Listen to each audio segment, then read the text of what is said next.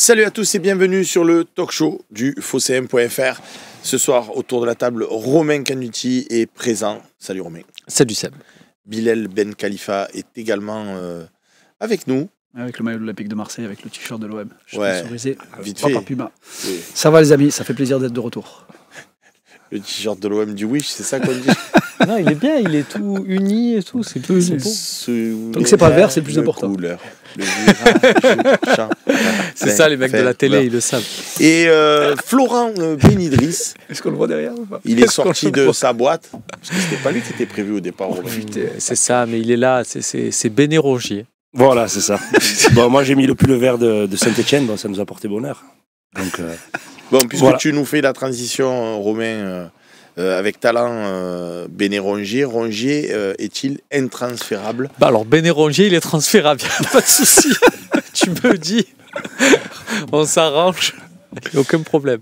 Non, plus sérieusement, il y a beaucoup de débats autour de Valentin Rongier en ce moment. C'est celui qui est venu équilibrer l'équipe. Bon, moi, j'ai expliqué ce matin dans l'OM au café que mon avis, c'était surtout le changement de système.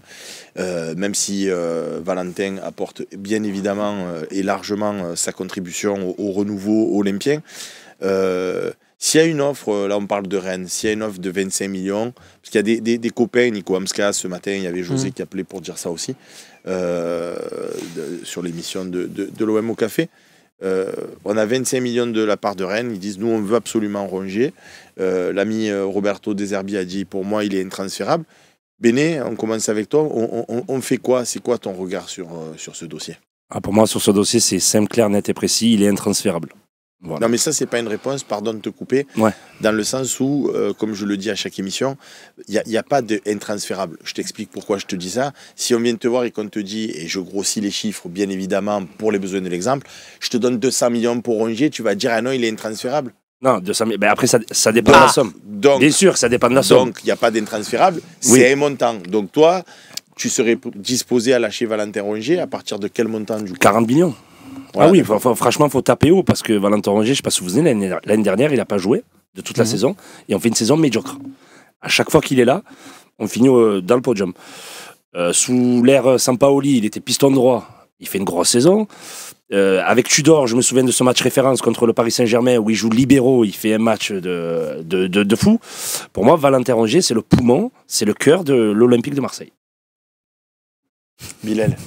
J'ai écrit la biographie de Valentin Rongier sur les réseaux sociaux, donc je suis très très suivi et je vous embrasse à tous qui aiment Valentin Rongier parce que je suis peut-être son plus ardent défenseur.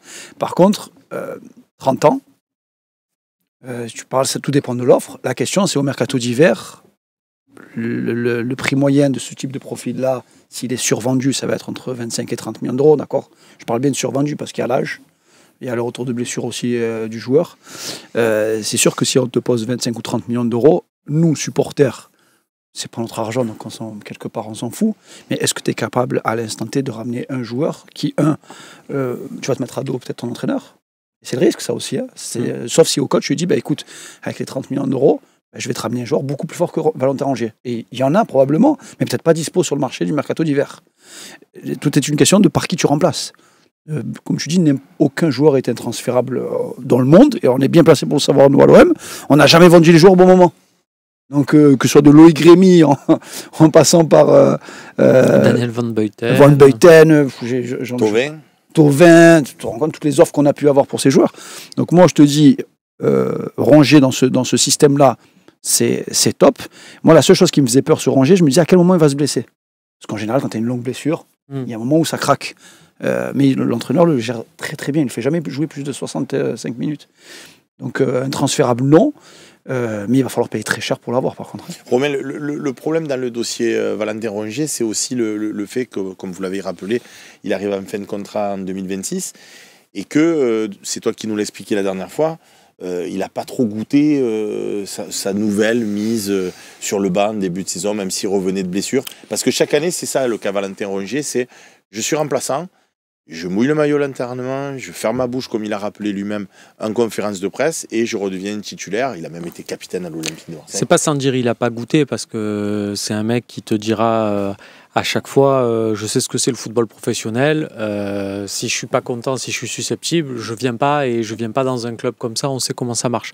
Par contre, fort de son été, et c'est pas le déclassement sportif, c'est que ça allait au-delà du sportif, c'est que quand il y a eu une volonté de l'équipe dirigeante de faire un reset et d'enlever tout l'effectif, Rongier a échappé à tout ça parce qu'il était blessé, mais pas parce qu'il était blessé dans un sens où les dirigeants se sont dit mince, bon, bah lui, et ils n'ont pas eu le raisonnement qu'a eu Béné de dire ah ben lui, c'est quand il est blessé, on est 8e, donc c'est grâce à lui. C'est juste, t'es blessé, donc on ne peut pas te vendre. Valentin Rongier, cet été, c'est un des premiers joueurs, même au printemps, qui reçoit une offre de transfert, de liquidité pour le club. Donc le club, l'enjeu était de le vendre, de la Lazio de Rome. Et le club était, ouais. Surtout à l'époque, ils étaient encore entraînés par un Croate qu'il avait dirigé. Bon, du coup, l'objectif, c'était de le vendre. Mais il y avait des doutes sur sa blessure. On a vu que ça a pris plus de temps que prévu. Donc du coup, la Lazio, ils ont dit, bon, on va pas investir. Il y a un trop gros point d'interrogation.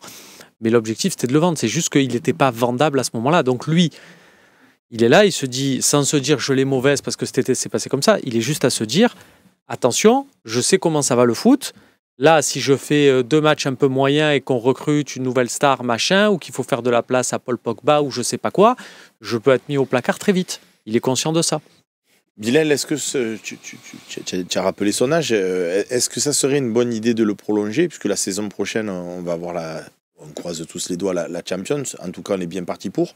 Est-ce que dans un effectif, dans la rotation, avoir un Valentin Rongier qui connaît la maison, qui, comme l'a dit Béné, est précieux, c'est vachement intéressant, ou tu y mets des réserves? Tout dépend du step que tu vas passer l'été prochain. Si là, tu as quand même recruté du Rabiot, du Højbjerg, si l'été prochain, tu veux passer une étape supérieure et que tu ramènes encore un joueur de niveau bien supérieur à Valentin Rongier, et il y en a. Parce que quand je t'écoute, Højbjerg et Rabiot, pour toi, du coup, c'est largement supérieur à Valentin Rongier? Alors, intrinsèquement, oui. Après, sur le terrain, c'est encore autre chose. Parce que Rongier, il a quand même...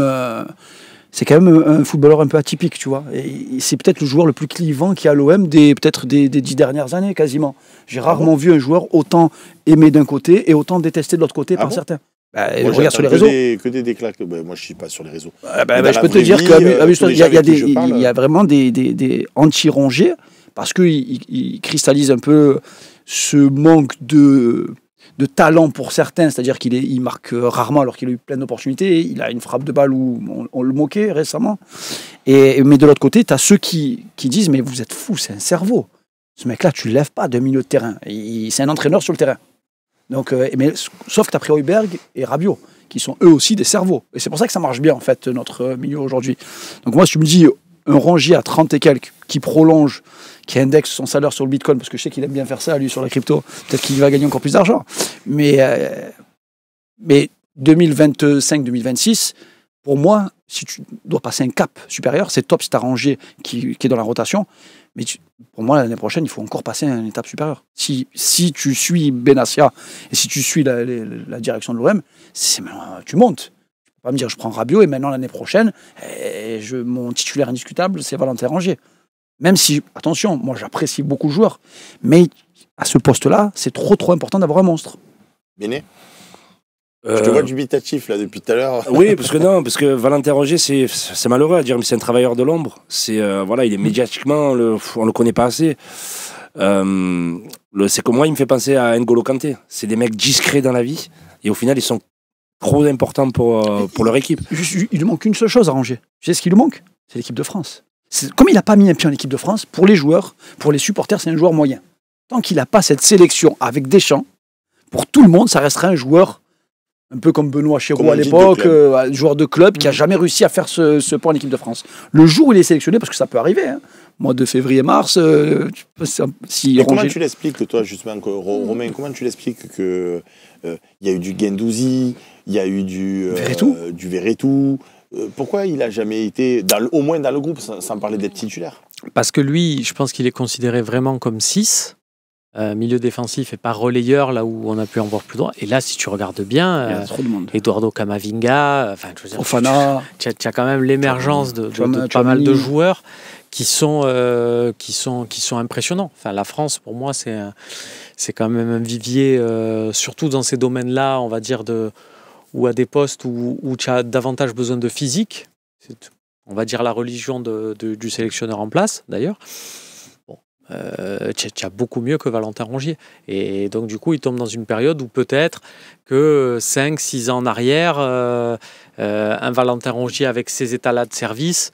Ouais, mais on l'a rappelé récemment encore, Romain, sous Villas-Boas, il jouait beaucoup plus haut. Il n'était pas forcément en numéro 6. C'est un joueur, entre avec guillemets... Morgan Sanson. C'est plus un joueur latin, tu vois. C'est-à-dire qu'en équipe nationale d'Italie, par exemple, un joueur comme Rongier, son problème, il appelle le sélectionneur.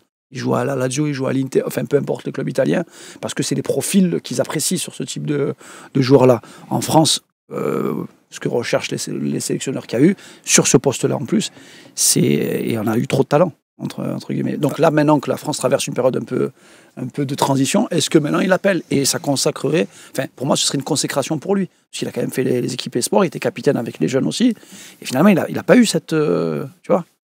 Après, pour revenir à ce qu'elle a dit Seb, tu parlais de Guendouzi et de Vertou, c'est des joueurs qui ont goûté l'étranger. Rongier, il a stagné qu'en championnat de France. Donc peut-être est-ce que le fait qu'il n'ait pas goûté aussi aux autres championnats, ça lui a pas joué des tours. Comment tu l'expliques ça, Béné? Personnellement, je ne sais pas du tout.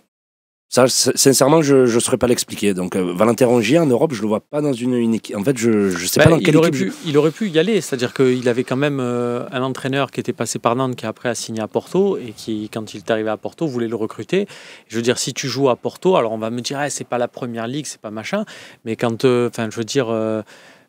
tu regardes les clubs passer... Verretou, il est allé à Aston Villa, à la Fiorentina... l'AS Rome, c'est là aussi. Après, il arrive à l'AS Rome, mais tu regardes ces clubs par rapport à Porto, pour moi, c'est de niveau équivalent. Enfin, Porto, faut pas... Donc, ça se joue à des détails. Les moments où il est au max, il y a d'autres mecs, le groupe est déjà formé, ci ou là. Après, que ça soit pas non plus... voilà, je veux dire, quand tu regardes Camavinga, c'est pas juste une question de contexte, parce que Camavinga est dans le groupe. Il n'y a pas photo entre Camavinga et Rongier, il faut être honnête 2 secondes. Ceci dit...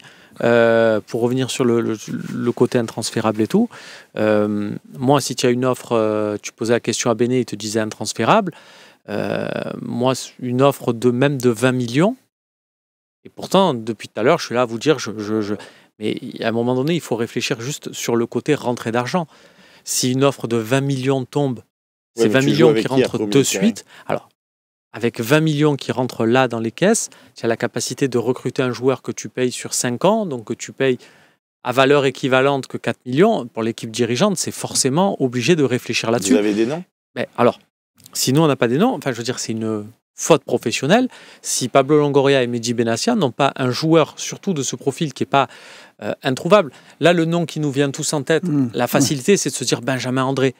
Je te dis, dans la Ligue 1, tu as ce joueur aussi sous-côté qui est capable vraiment, on l'a encore vu quand il est venu au Vélodrome en décembre, sauf que tu sais très bien que Lille, ils vont te dire jamais, même si tu proposes. Ou alors tu vas proposer 20 millions et tu vas te dire quel intérêt de les débourser pour les... Donc, mais tu as des profils à l'étranger. Et j'ai envie de te dire, comme te l'a dit Bilal, regarde cet été quand on t'a dit Jordan Verretou va partir. Tu t'es dit, mais pourquoi Jordan Verretou? Il est dans les 3 meilleurs joueurs de la saison. Et puis on t'a dit, ouais, attends, mais il y a Pierre-Emile Højbjerg qui va arriver. C'est toujours pareil. Bon, Jordan, merci, mais bon, c'est pas grave. Et aujourd'hui, tu n'y penses plus, je pense, le matin en te levant à Jordan Verretou. Tu pensais peut-être pas l'année dernière. Vers Rongier, c'est pareil. C'est-à-dire que moi, j'ai confiance dans notre équipe dirigeante. J'aime beaucoup Valentin Rongier, mais je les crois capables de nous dégoter un mec. On n'a pas encore le nom, si ça se trouve, on le connaît même pas, mais il va venir, il va nous faire oublier Valentin Rongier. Bon, pour finir ce premier débat, du coup, toi tu nous as dit combien 40 millions il faut taper fort. Voilà, il faut taper fort. Il faut taper fort parce qu'à chaque fois. Donc fois. à 39, tu ne vends pas? Oui, je vends quand même, bien sûr. Mais oui. À 38? Oui, je vends. 37? Bon, alors il faut nous dire le vrai prix maintenant, monsieur. Bon, entre 30 et 40, c'est bon. Donc 29, pas en dessous. À 29, 29, je ne vends pas. 29, je ne vends pas. Non, on y est arrivé. Allez. Donc 30. Bilal. Ouais, 30 millions d'euros, c'est très bien. Donc 29, tu vends pas. Ouais, 29 ou 30. Avec des bonus. Jusqu'à 1 million de bonus. Toi, juste 20. Même 15, j'accepte. Dis plus 15? comme ça. Même 15, j'accepte. Maintenant, même 10. c'est pas parce que je te dis ça que 5. je te dis il faut le vendre 15. Mais voilà, parce qu'il y a une situation comptable aussi et que on peut pas faire n'importe quoi dans un club de foot, prolonger des mecs et puis après se retourner. Rennes est en train de le faire. Ouais, Ben voilà, si un club fait n'importe quoi, il faut être capable aussi d'en profiter. Le bon pigeon du mercato d'hiver, il arrive. Je dis ça encore, c'est juste, c'est pas mon but. Moi, je rêve pas de comptabilité. Une fois de plus, pour ceux qui nous regardent, c'est juste d'expliquer que la gestion d'un club, on va au-delà de l'émotion parce que sinon, à la fin, tu te retrouves avec que des mecs qui ont des salaires astronomiques, qui ont 35 ans et on dit direction d'émission. Donc à un moment donné, il faut être cohérent. Slim, qui nous fait un coucou dans la régie, il parle Donc de Benasser. Ismaël Benasser. Avec ses blessures, c'est compliqué. Ouais, qui n'est pas totalement revenu au Par Milan. contre, Et capable. tu parles de Rongier Il de y transfert. a juste, parce que c'est drôle, il y a aux armes qui dit, et si on vend des Romais? Mais s'il y a une offre, s'il y a une offre de 15 millions, à 14, tu vends pas? Il te coupe une À partie 13. du bras, l'autre partie, comme ça, il va essayer de vendre encore plus. Je pourrais faire ça, moi, dirigeant de club. C'est pas mal. Hein. Tu veux Rabiot? Écoute, je te vends le pied droit. 120 millions. Mais tu sais Tu que veux ça, le pied gauche on aussi parlait du mercato. Moi, j'ai très peur jusqu'au 31 janvier de ce mercato. Parce que pour la première fois, on a des joueurs vraiment performants, de très haut niveau. Et il y a des clubs qui sont moins performants en ce moment avec beaucoup d'argent. Donc moi, je disais, Pense à qui? je pense à Rabiot, je pense à Greenwood, Et les clubs? je pense à Balerdi, je pense à Rouli. Je me dis à chaque fois des joueurs. Et les clubs? Hein? Tu penses à qui? Je pense à Manchester City, qui peut. Tu sais pas ce qui peut se passer. Ils ont 70 000 joueurs. Ouais, super, mais ils sont dans une situation où ils gagnent pas. Donc quand tu gagnes pas, tu peux avoir 80 000 joueurs, tu vas les dégager et tu vas en prendre d'autres. Bon, ils reviennent bien, là. Ils sont sur 2 victoires de suite. Ouais, ça va. Ça va. Attends, on attend de Ils ont, voir ils ont un match important dans 15 jours. Voilà, c'est surtout. Ah, celui-là, il faut Non, mais qu'ils soient au taquet. Le 22. Pour de vrai, c'est la première fois qu'on. Enfin, moi, personnellement, je me dis, dirigeants marseillais, ils doivent se dire attention au 31 janvier, parce que tu as des joueurs qui ont de la cote. Et est-ce Même- qu'on ne devrait pas leur vendre d'ailleurs Rouli et Rabiot pour qu'ils soient bien pour le match dans 15 jours? Je dis ça comme Est-ce qu'on peut pas les Plaisante. prêter Est-ce qu'on peut pas les prêter Mais tu Plaisante, vois, bien sûr. un Balerdi, par exemple, peu importe ceux qui aiment ou qui n'aiment pas, mais c'est des joueurs qui ont une valeur, une belle valeur sur le marché. Et tu te dis. Ouais, mais là, ils viennent de prolonger et il est capitaine de l'OM. Offre un transfert. Non, mais transférable. par contre, dans la situation de City, c'est vrai que tu te dis, moi, c'est marrant que tu dis ça parce que je C'est me Rabiot, suis moi dit, je regardais Rabiot, je dis pourquoi ils sont allés sur Kouzanov? Ils veulent faire Kouzanov, Kodir, là, de Lens. Non, ce qui est très très bon.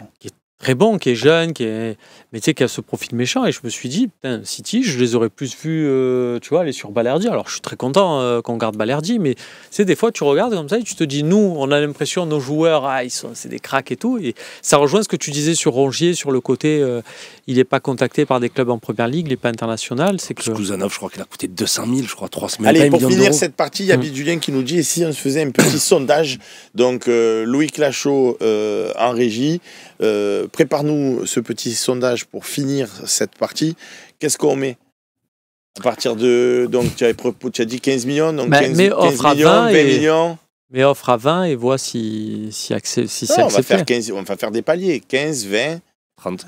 25, 30. Mais si tu mets 30 15, et plus. Tout le monde Si va tu mettre mets- 30 et plus. si tu mets 15, 20, 25, 30, Pas bah, forcément. tout le monde met 30 parce que Eh oui. tout le monde va dire bah, on va le vendre plus Non, cher. même. c'est à quel prix vous laisseriez partir Valentin Rongier?